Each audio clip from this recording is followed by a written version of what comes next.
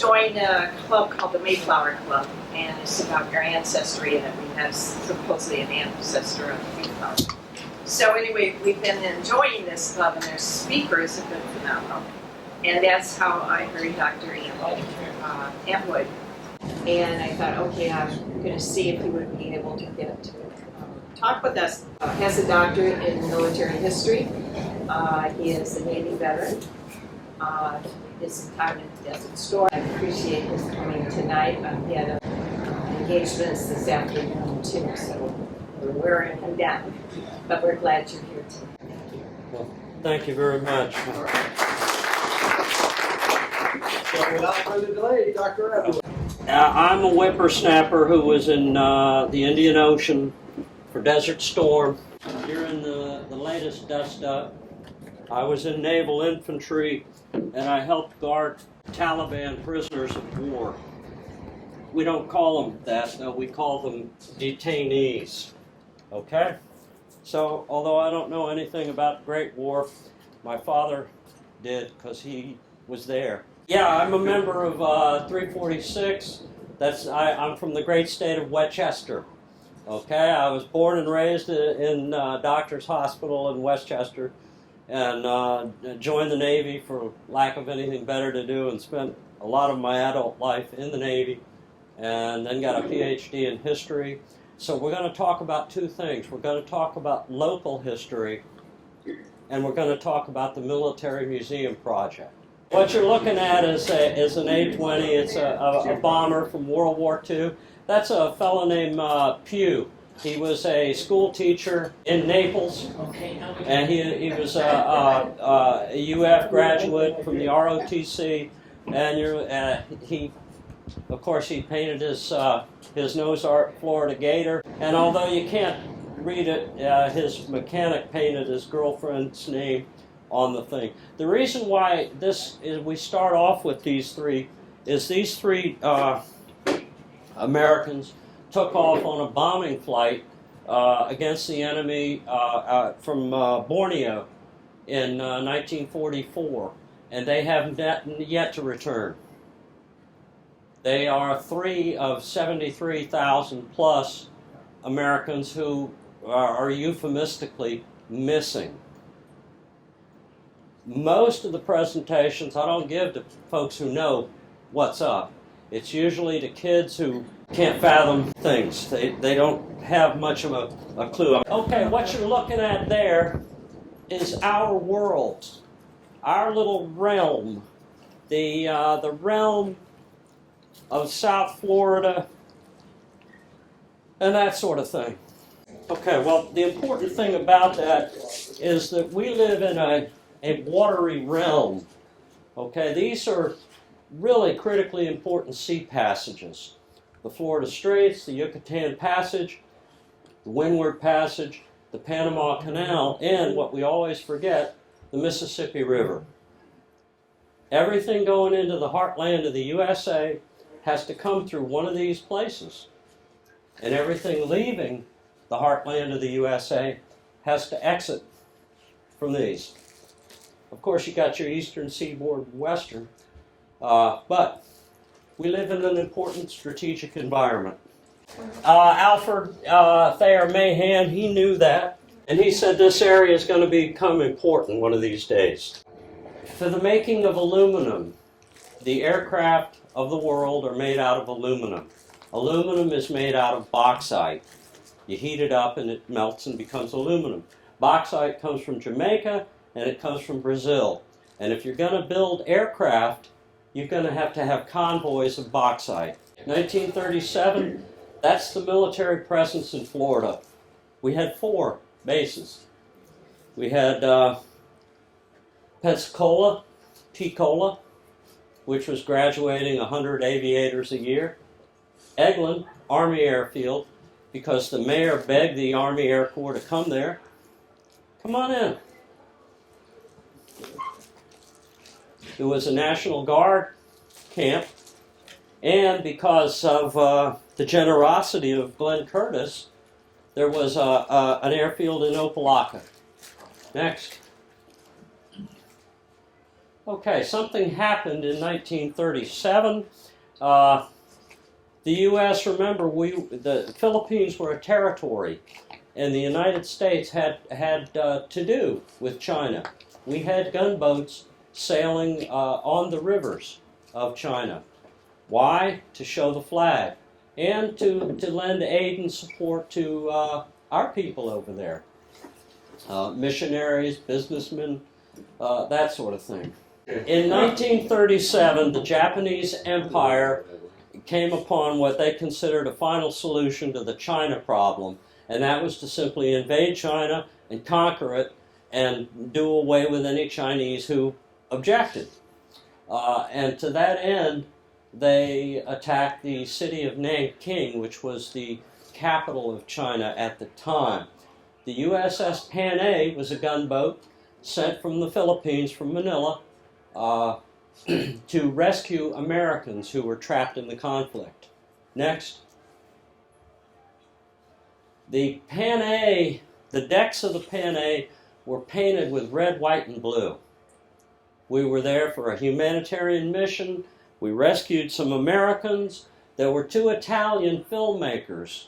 This is back from an era when they used to do filming of things. Newsreels.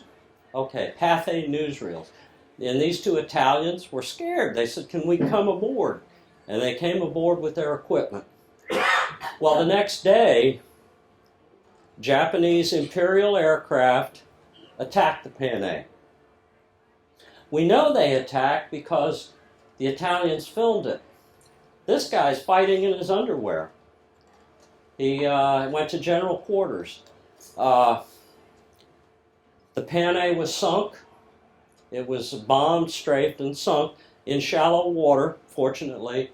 Only a couple sailors were killed, 40 were wounded. They got ashore, and the Chinese helped them to escape. And the film made its way to Washington. The whole thing had been filmed. The Japanese Empire, meanwhile, apologized. Come on in. That they didn't know it was the Americans. They didn't know they were strafing and bombing an American ship, a neutral. Roosevelt saw the film before he released it to the public. He had 30 feet cut out of it because it showed the enemy aircraft so close that you could see whether the pilots were wearing glasses or not. And what that meant was that they were that close, there's no way they could have mistaken the ship for being a U.S. ship.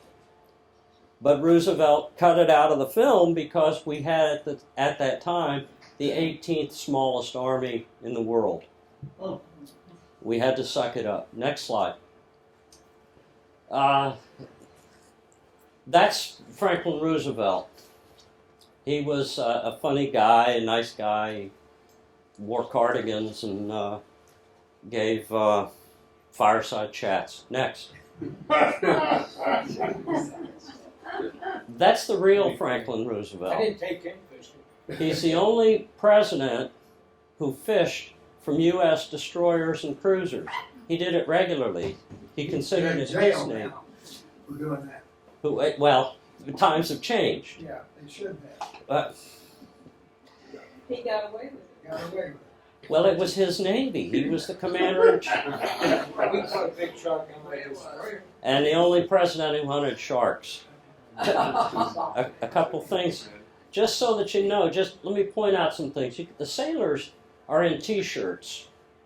Now, I guarantee you, if the old man is on your ship, nobody's going to be pulling their blouses unless it's okay with him. Okay, so you can see some leadership attributes there. Nevertheless, the officer of the deck is still suited up like a monkey. So, yeah, he was not a person beneath that exterior. He was a serious contender in this world. So he beat Hitler. Next. And he knew from many visits to, who's that? It's Dick. What is that? Submarine. Yeah, thanks, Joey. Okay, Florida, 1940, small population, only a very small population. 72% white, 25% African American, small population. Next slide. But it had some resources. 66,000 square miles of flat land. Flat's important for landing aircraft. Unlimited access to the sea. You're never more, it's right outside the window, wherever you are in Florida. It had, at the time, the largest national forest in the United States. What does it take to turn a national forest into a proving ground? Proving ground is a polite phrase for a bombing range. What does it take? A stroke of a pen. It's an executive order. And that's what he did. They're still bombing in Avon Park today. And a little bit in Ocala. Okay, we had a working railroad system, year-round clement weather, a literate population which was had a good bit of unemployment. We had some an industry in hospitality and a lot of hotels that were empty, and a budding aviation industry was here with Pan American and the rest. Next slide. He started preparing for war. He ramped up, and also he knew that Hitler was not his friend. Why would Hitler not like Roosevelt? Roosevelt was ineligible to be part of the master race. He was a cripple. Yeah, he had polio. He would have been turned into soap.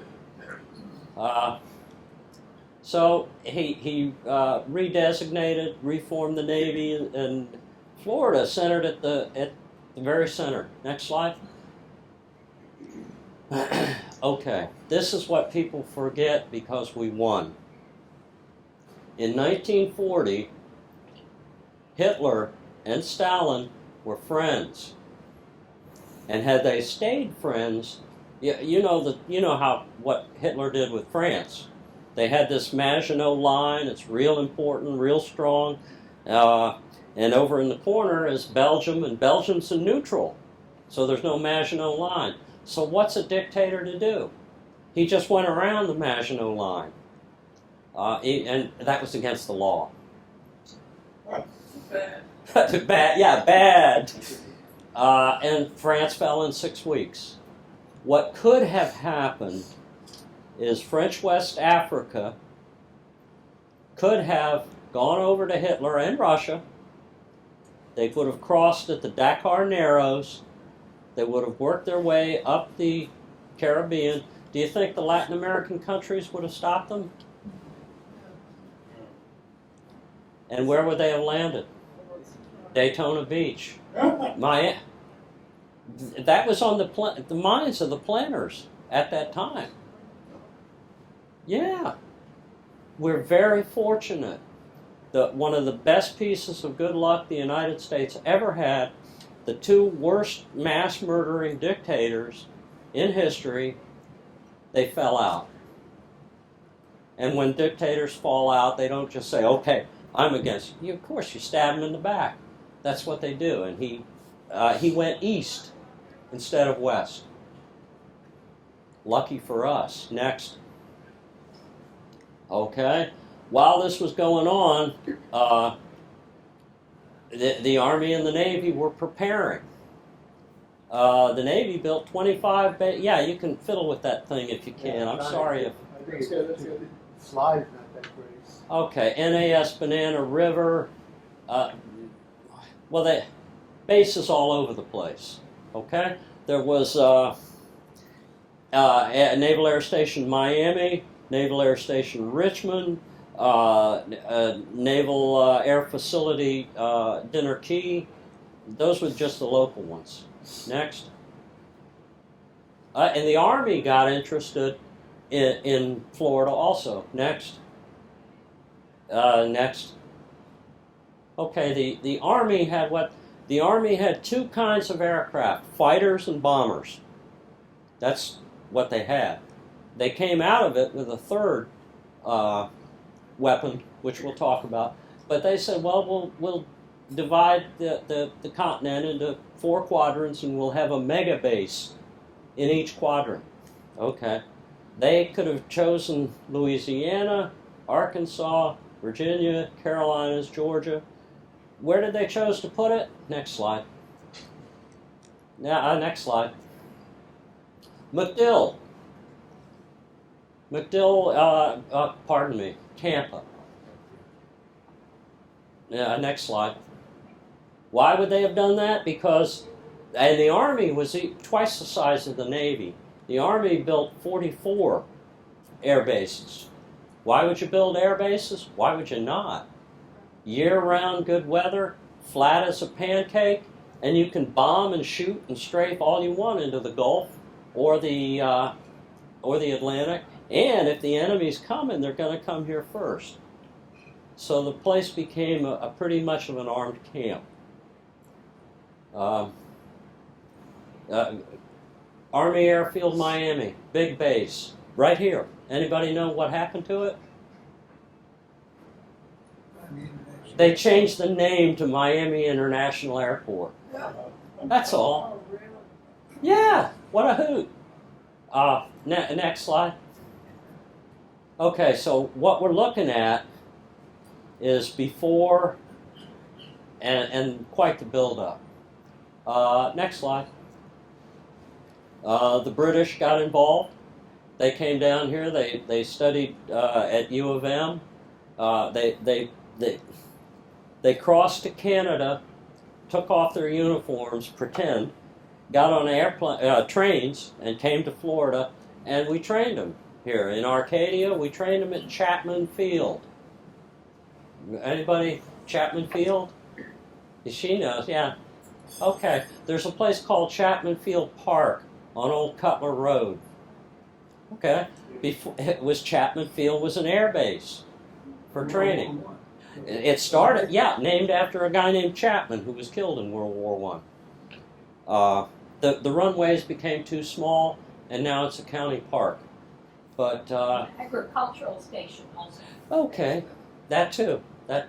Next. Okay, next. Florida's place in the world has dictated why we are what we are. Go ahead. Next. Okay, I told you what happened. The good luck was that Hitler went east. Okay, and then you know what happened December 7th. You know, trust me, I give this presentation lecture to college students, and they don't know what happened. They don't know. They don't know. What happened December 7th? They don't know who the mayor is. Next slide.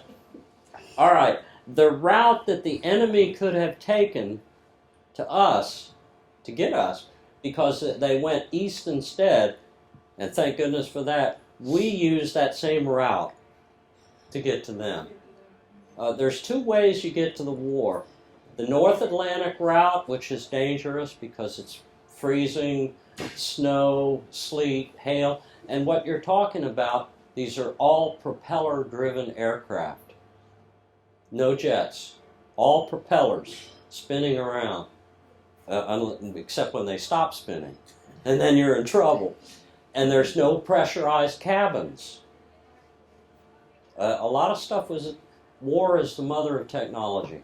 Starting in Miami was the southern route, and you went down through the Caribbean to Brazil. Brazil became an ally across to here, and then you went over at the Dakar Narrows. You're talking about 2,000 miles of open water. If you're off by a degree, you're not going to hit Africa. You're going to splash. And many of them did. Next, when you get to Africa, then you can either go up to Europe or keep going, next, to Asia. But anyhow, anybody know where this is? New York. Close, no cigar. Okay. That's the Olympia Theater. The what? That's, oh, the Olympia Theater? Oh, I'm sorry, the Guzman Hall. That's my home. Yeah. Yes. That's Flagler Street. Miami. Yeah, who knew?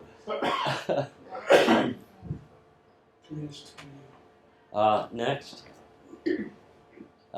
Next. And all the airlines were a part of it.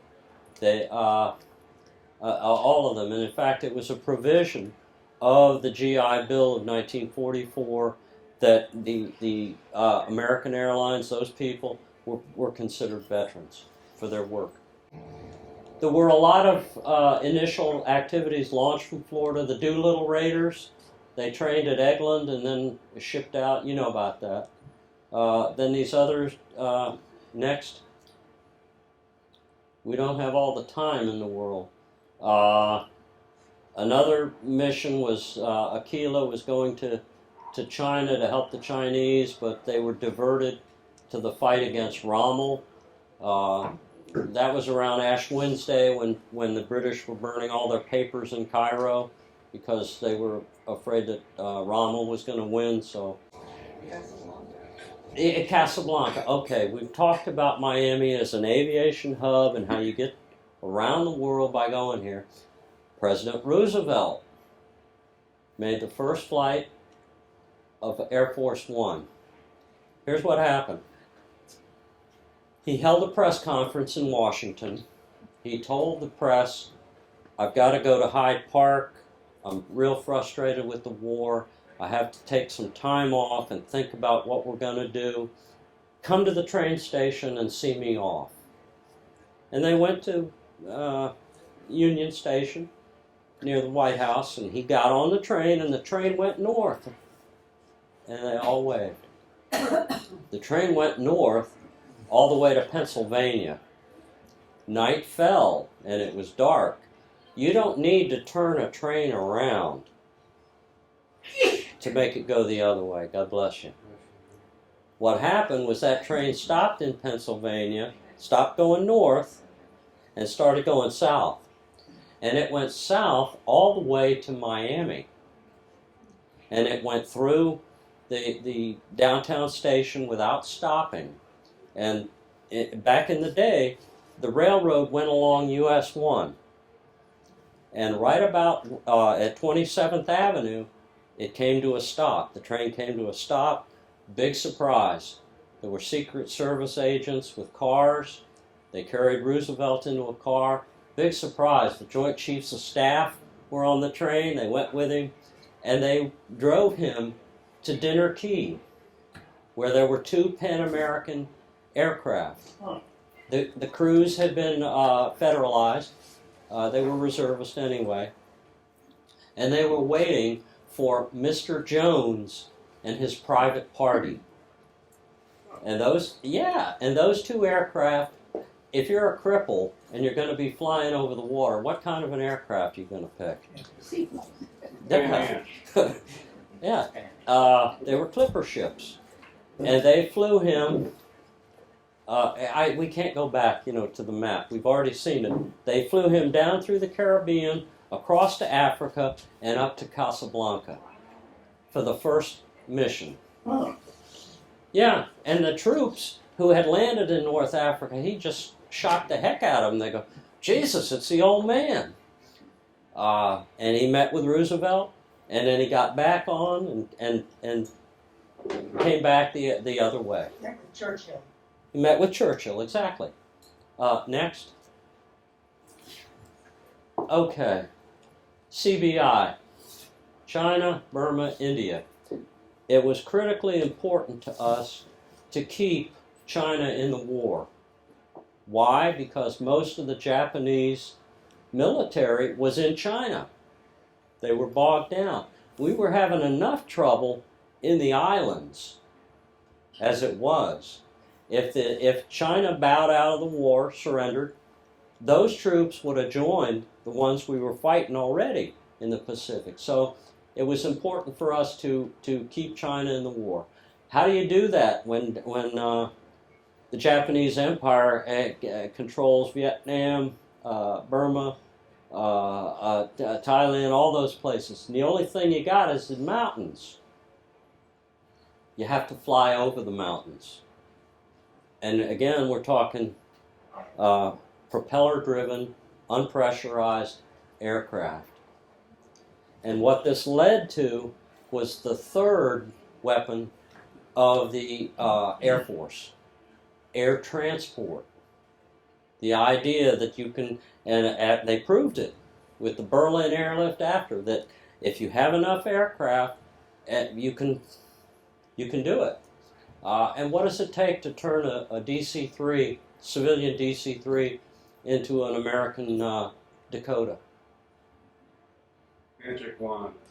Green paint. Next. Okay.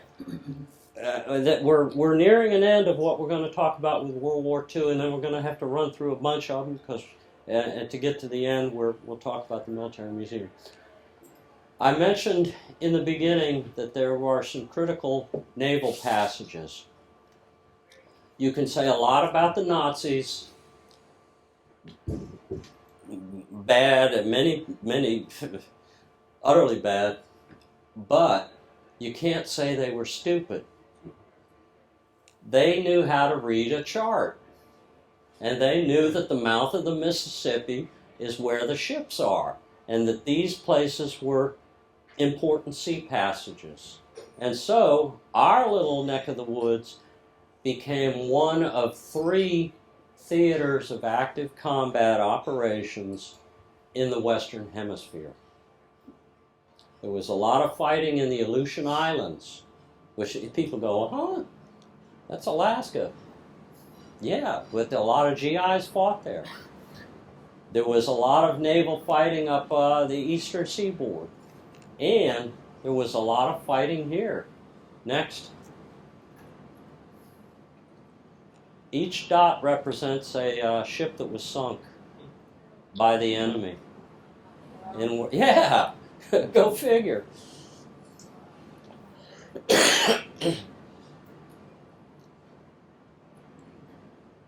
98 some. Yeah. Yeah, we had coastal towers. The Key Biscayne, the lighthouse here, was one of a position for triangulation. There's a method you can use in anti-submarine warfare that if the enemy releases a signal, a radio signal, a report, if you can get it from 3 places, you can triangulate and get an idea where they are. The other one was at Eleuthera and Bimini, and it was top secret. That was back in the day. Yeah, and this place was an armed camp. I mean, dead sailors would float ashore. Next. There you go. There's one that was sunk. Next. Yeah. You recognize the town? That's Miami. Yeah.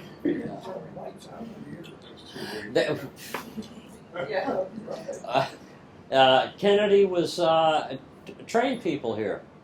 Kennedy was wounded in the Solomon Islands, and he was shipped back to the States, but he had to wait his turn for back surgery, and he taught PT boat tactics to people. Okay, we're going to have to, well, next slide. Oh, yeah, even the Cuban Navy got involved. They sank a U-boat. Yeah, they did. Next. That's where Bayside is. Bayside was a naval station. Next. Yeah, I know, who knew? Okay, this is the building we're talking about. The blimps were used against the U-boats. Next slide. There you go. And they would hunt them down. These blimps had 10-man crews, 4 bombs, radio, radar, machine gun, and they would hunt for them. Next. That's just a chart of patrols. Next. Oh, just parenthetically, the Army used Florida, the ground forces, quite a bit. All three of the divisions that landed at D-Day, first they trained here in Florida. Next. Yeah, I mean, if you're going to go up against the enemy, first you try it where it's easier, like Fort Pierce or places like that. Carabel. Next. Next. Wow, that's... Oh yeah, there they are, flying over the hump. They called it the Aluminum Trail. So many aircraft were shot down. Okay, next. A lot of people train on Miami Beach. Next. Next. Thousands, in fact, tens of thousands. A lot of people, civilians, were building ships. 10% of the Liberty ships and the Victory ships were built in Florida. Next. A lot of them by Joan of Arc welding. Next. The Wasps. A lot of them trained here. Jackie Cochran was from North Florida. She ran the WASP program. Women's Air Service pilots. Next. They eventually got veteran status. Yes. Yeah. Well, yeah. Airline pilots. Yeah. The Women's Air Corps, 1 out of 5 WACs trained in Florida. Anybody know where they're marching? What street that is? That's David Boulevard. that. There you go. Come on. Next slide. Also, a million African American GIs. Many of them Floridians. Next, and the ones from Florida built something called the Burma Road. They fought against Cobras and Japanese. Next. Well, who took care of the oranges while the people were in the factories working? POWs. Yeah. There were 25 prisoner of war camps here in Florida. Dadeland was a prisoner of war camp. Who knew? Next. I can't blame. Yes. Can't blame. Yeah, there's the whole list of them. We go on. Next. And a grim product of war is the wounded. And the wounded, when the aircraft from Florida got downrange and unloaded, they loaded them up with the wounded and brought them back. Next. Infirmaries all up and down. Next. All the way to, well, that's a mess, but the Biltmore Hotel was a hospital. The Breakers Hotel was a military hospital. The Don Caesar in St. Petersburg, all the hotels were either barracks or hospitals. Go ahead. Next. Yeah, next. Okay. So it's a big story. So let's move on. Next. We're going to go to, oh yeah, wait, one last. The Enola Gay. The pilot of the Enola Gay, he grew up in Shenandoah. But it's not called Shenandoah anymore. It's called Little Havana. Next. And Boxcar, the second one, this fella went to Miami High, the co-pilot. Yeah. Next. Okay, now that's me a few years ago. Well, okay, fine. We're moving this. We now we're at the military museum thing. Okay, this was the headquarters building of the blimp station. Click it on. Next.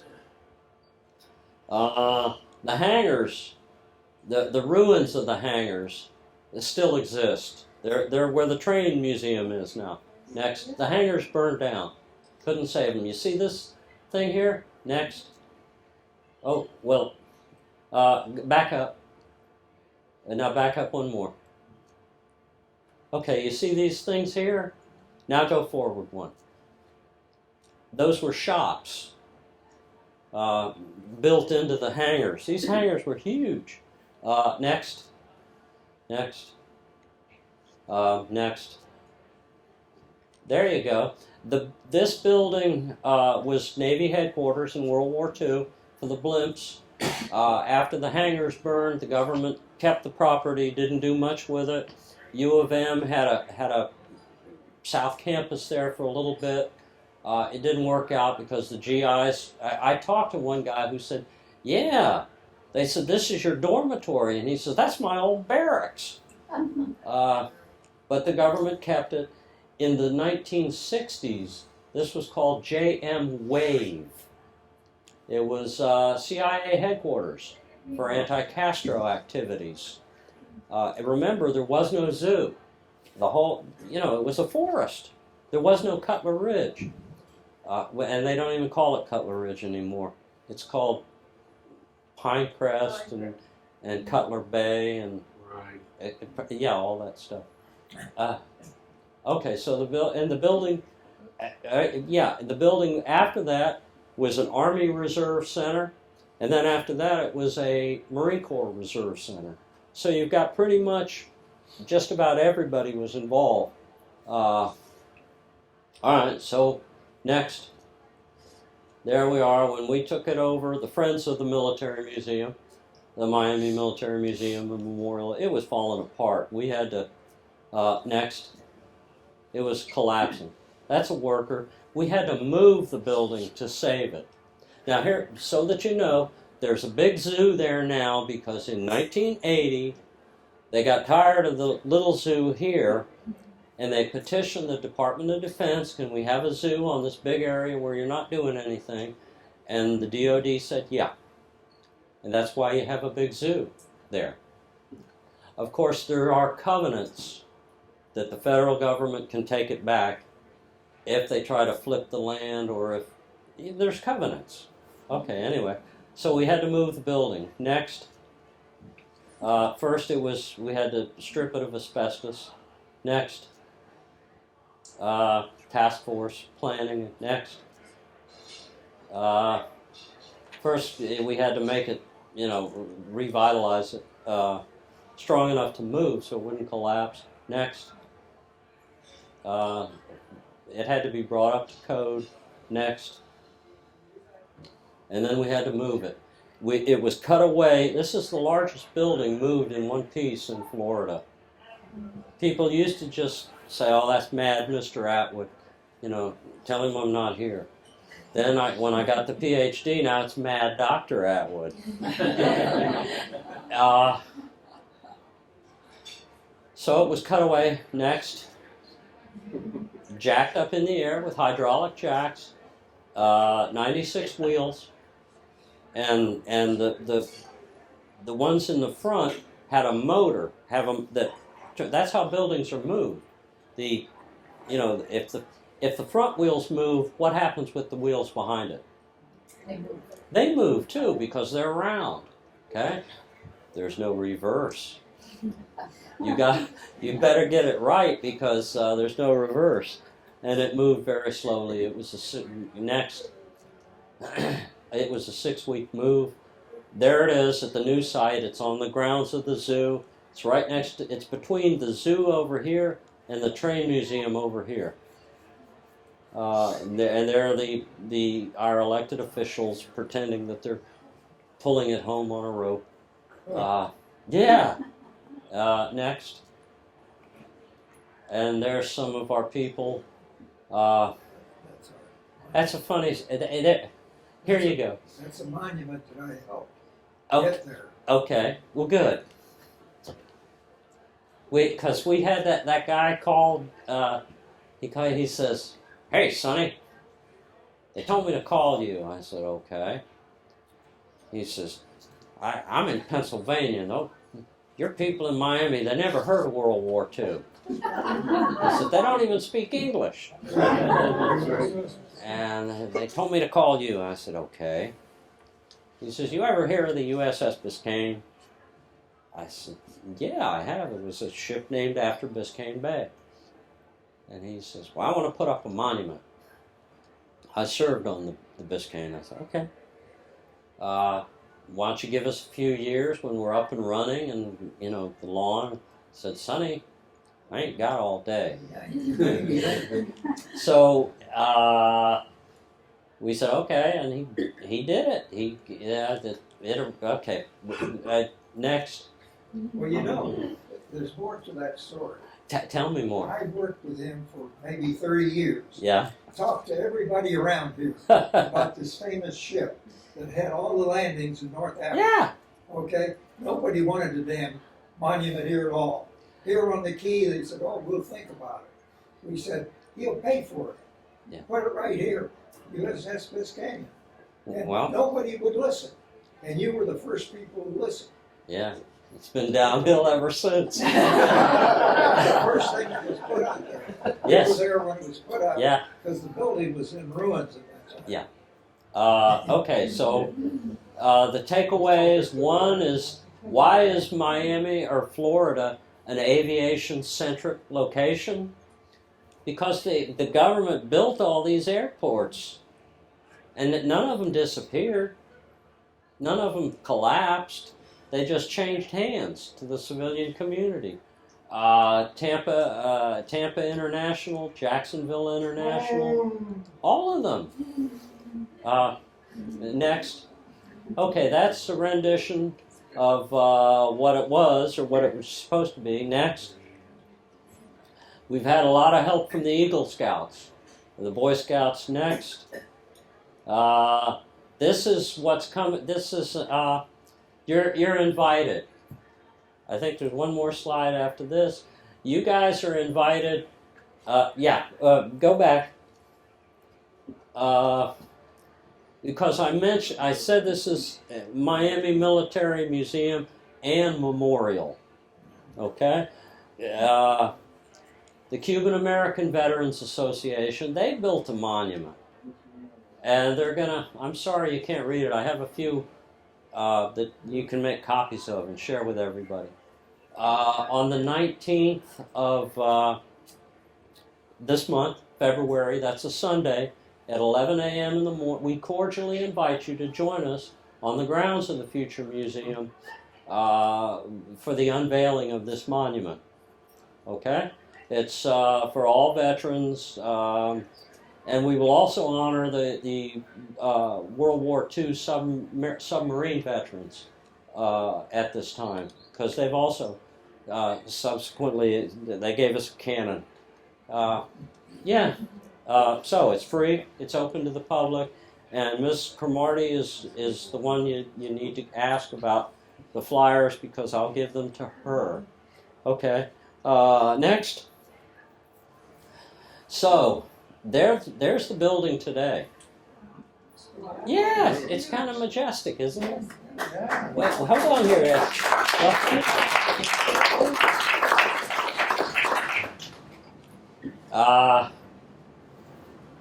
The way it goes is it's funding driven. We've had excellent support from Miami-Dade County, $3 million. Got it off the ground. I was a good salesman. We've had $3 million invested by the state of Florida. Good people. They're working right now on the interior. The federal government, believe it or not, has not contributed anything. Okay? Yeah, go figure. We'll see. But what we're looking at is a soft opening in the fall of this year.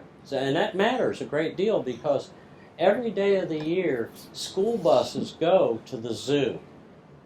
I don't mean 1 or 2, 5 or 10. That's 500 kids. They are so close that the bus drivers come over to us and park in our parking lot and take naps while they're waiting. So there's no question that we can have, the plan, and we're working with the school board on this, will be 4 tour groups a day. 1 in the morning inside the building, 1 in the morning for phys ed on the grounds, because there's some acreage there. 1 in the afternoon for inside, and 1 in the afternoon for phys ed. But the federal government, it's kind of up to them whether it'll be empty on the inside or what, because they have a lot to say, and education's not free. But in any case, the soft opening, you may that would be around September the 15th. And the reason for that is it's Southern Command's 20th anniversary. Southern Command's been real important for this community, and I don't know if they've got the welcome that they should have, but we're going to turn it over to them to have their 20th anniversary. So you're all invited. So you got 2 invitations.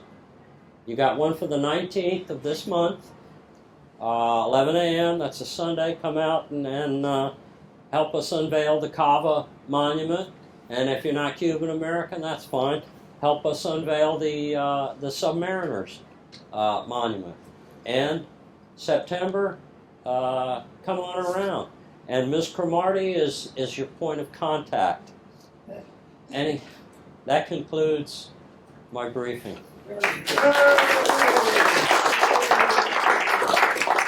What you've worked on, how long now? Oh, it's been, well, I had a dream before 9/11. But after 9/11, I also got called up. Hey, we got your number. So it really started around 2008. 10 years. And so this is an award for Americanism, and I hope it continues. And so we thank you very, very much. Oh.